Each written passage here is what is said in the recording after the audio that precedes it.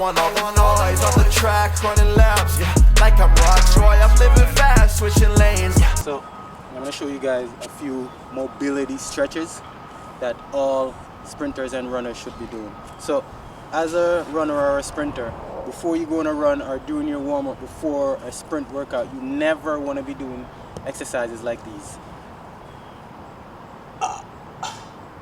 or these. This is what you see people doing, right? We never want to be doing exercises like those. So for example, I'm trying to stretch my hamstrings out. Think about the movement you're trying to do and make your stretch or your mobility moves close to the movement you're trying to do. So these will be better hamstring stretches and glute stretches. I'm walking forward, pulling the knee, getting up on the ball of the foot. Pull the knee, get up on the ball of the foot, right? This is going to be closer to the movement you're doing rather than doing some static stretches. I would save the static stretches for after your workout. So another one you could do, this one is for my hip flexors. So I come here, open, close, walk forward, open the hips up and close, right? Open and close. Another good mobility stretch that I like to add to my routine is a lunge, and there's variations of the lunges, right? So the first one I'm gonna do is just a walking lunge where I'm walking forward. I'm not trying to go as deep as I can. I'm focused more on holding the position that I would be in when I'm running. Here and hold.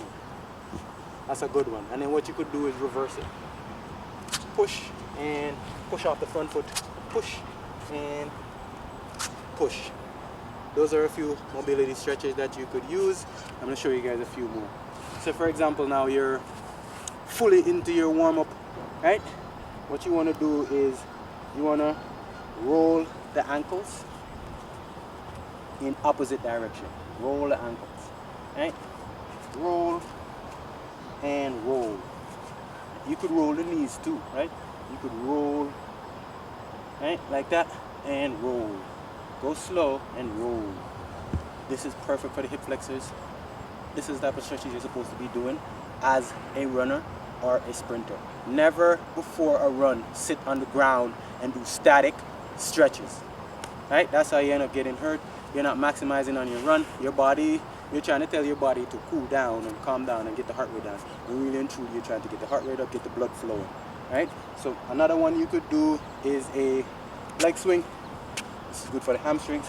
Swing and swing. If you want to have fun with it, swing, walk back, swing. Same thing. Swing and swing. Alright? Last one I'm going to show you guys here is one of my all-time faves. This is the one that I do. It's a staple in my workout. It's a single leg, call it a single leg deadlift, where I'm going down, touch. This one is going to stretch out that hamstring, that glute. Oh man, feels so good. That lower back, reach, go slow.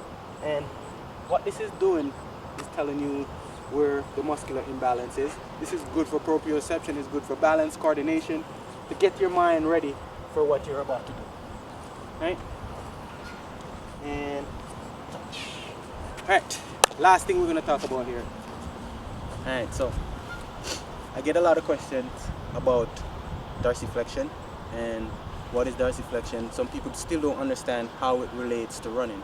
So perfect example of dorsiflexion is stiff ankles, right? I'm running or sprinting. When my foot leaves the ground, I don't want my toes pointing down. That means my ankle is not stiff.